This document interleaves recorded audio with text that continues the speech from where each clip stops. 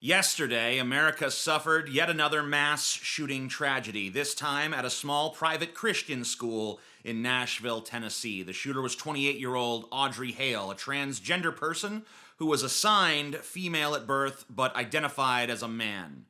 Well, he certainly managed to demonstrate strong male characteristics when he killed 3 children and 3 adults at the Covenant School, because like it or not, the overwhelming vast majority of mass shooters are men. While we're on the subject of the general attributes of the overwhelming vast majority of shooters, it's probably worth noting that the overwhelming vast majority of shooters are cisgender men, even accounting for per capita, by the way, many of whom are motivated by right-wing politics. And you know what's funny? Whenever one of those guys shoots up a school or a supermarket or a place of worship, the mainstream right-wingers take to their social media pages and their fracking billionaire-funded video platforms to admonish us not to politicize the tragedy. You know? They scream their heads off about how vulgar and how disgusting it is when the left tries to politicize mass shootings.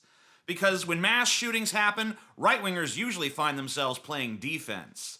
For what? Guns, of course, because there's nothing they love more than guns. There's nothing they love more than reminding us of the vaunted Second Amendment and how it must be preserved and protected at all costs, even the occasional cost of innocent lives being taken by deranged people with violent grudges. This Nashville shooting really puts their don't politicize shootings values to the test, though, doesn't it?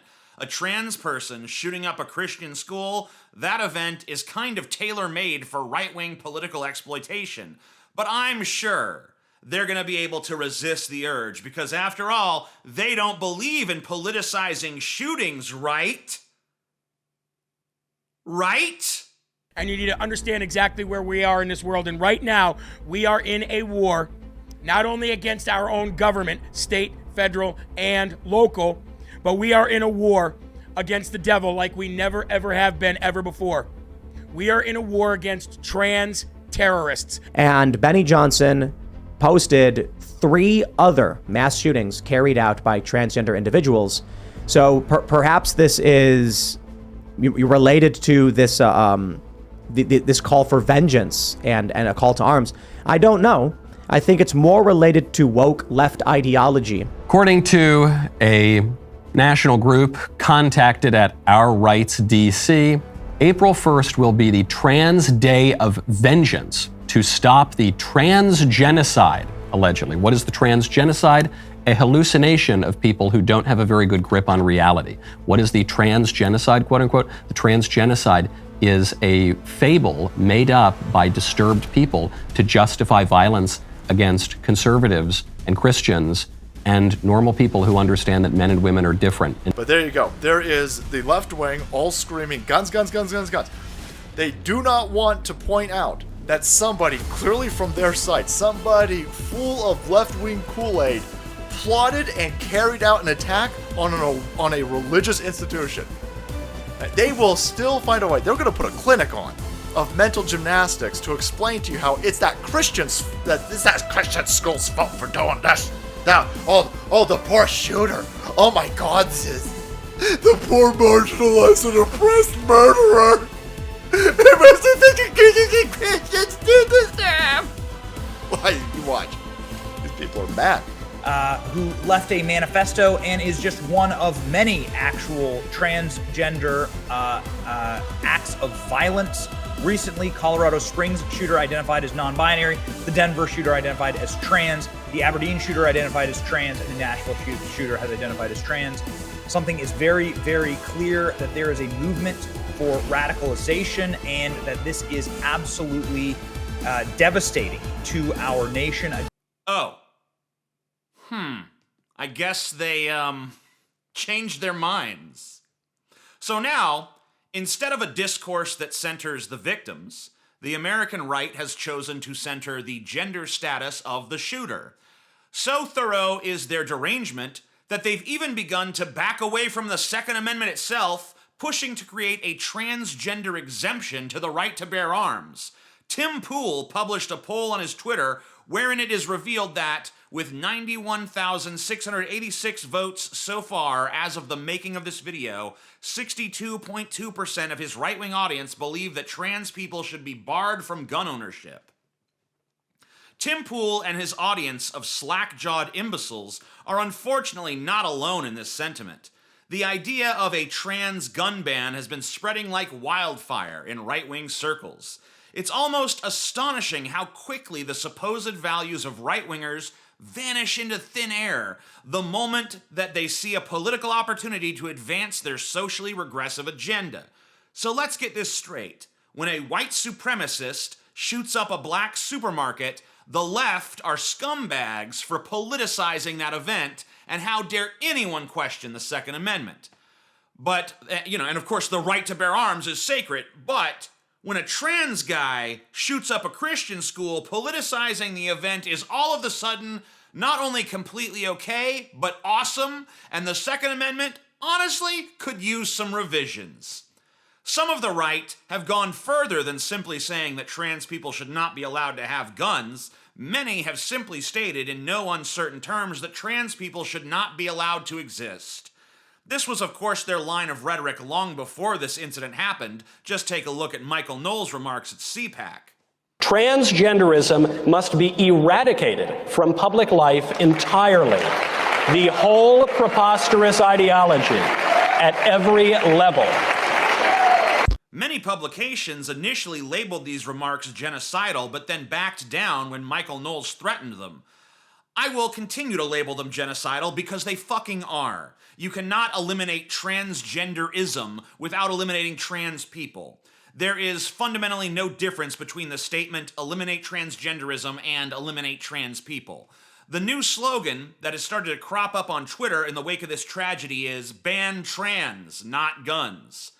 The same people who sat on their hands and did nothing after Sandy Hook and Las Vegas and Uvalde and all these other instances, all of a sudden now, they want to do something. Now they care. Now they've got ideas.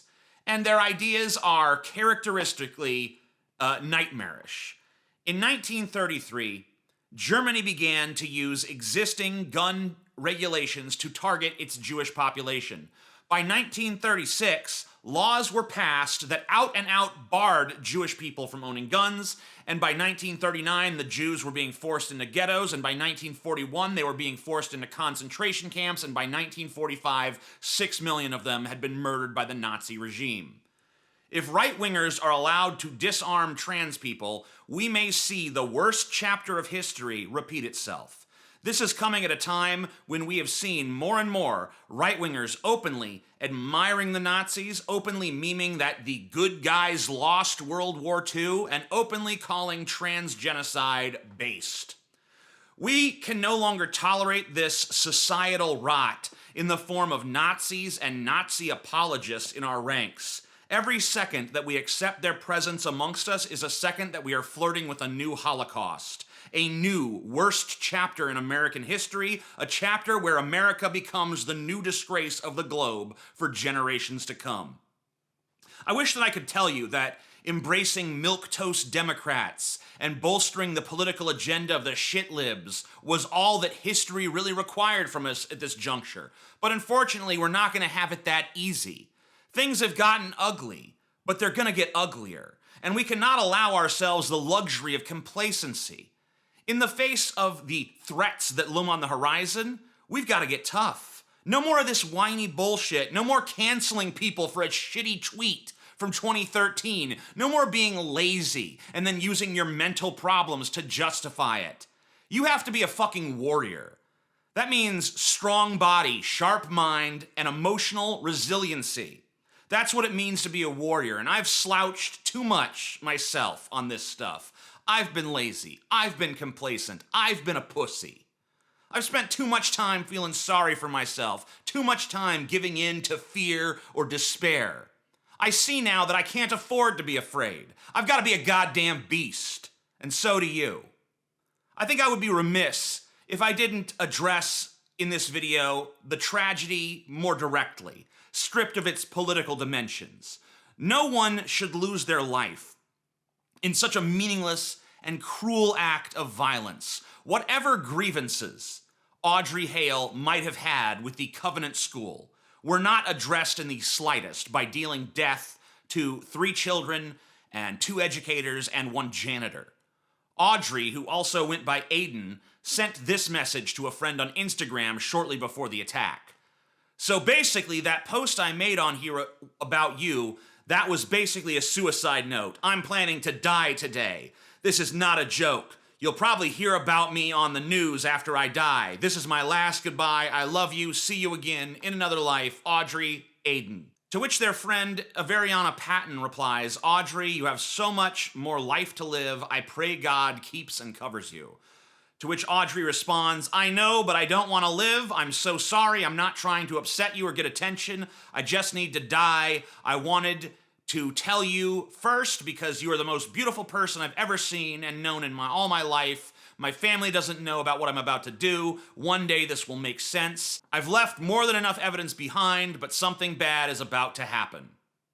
Averiana Patton immediately called the police, but by the time they responded, it was too late. Audrey was already on his rampage. However, credit where credit is due, the cops that responded to this shooting seemed to be far braver and bolder than those cowardly cops who responded, or more accurately failed to respond, at Uvalde. The body cam footage shows the officers moving dauntlessly toward the sound of gunfire and taking out the shooter quickly and unceremoniously, which I think is exactly what you want from cops in this kind of situation. Audrey apparently wrote a manifesto explaining his actions, and the police have it. They're currently looking at it. Whether and or when it will be released to the public is not yet known. What is known is that there is no good reason to shoot 6 random people. Evelyn Deekhouse, Mike Hill, Catherine Kuntz, Haley Scruggs, William Kenny, and Cynthia Peake. None of these people created the grief and anger that impelled Audrey's rampage, but they suffered and died for it.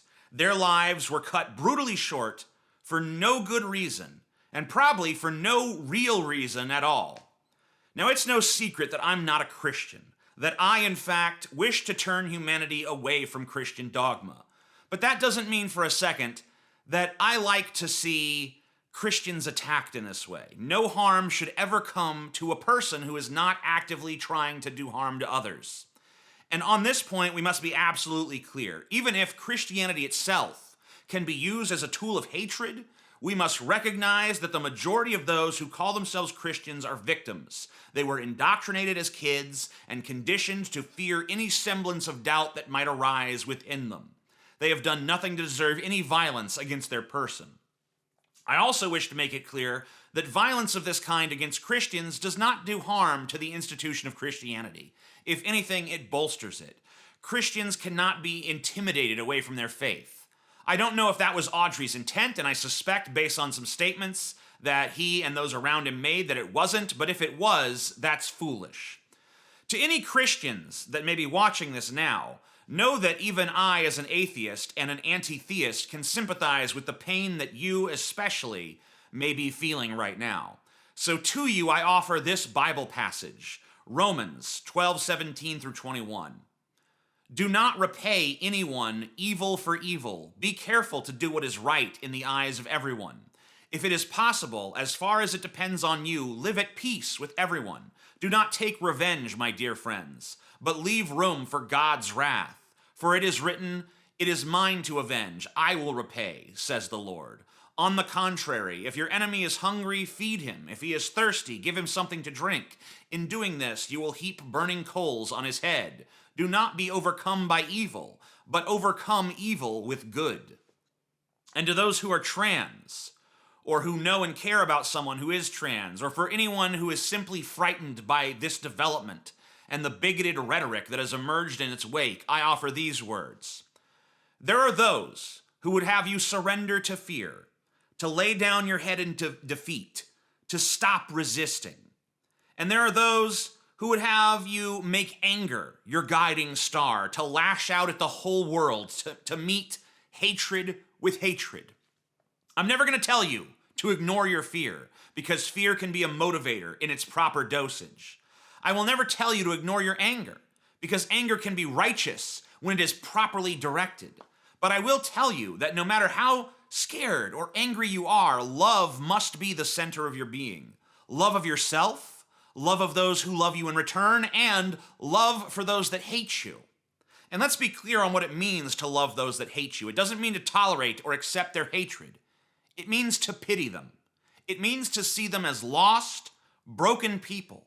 Because when we see them as monsters, we make them bigger than what they are. And they're not big. They're small. They're weak. They're pitiable.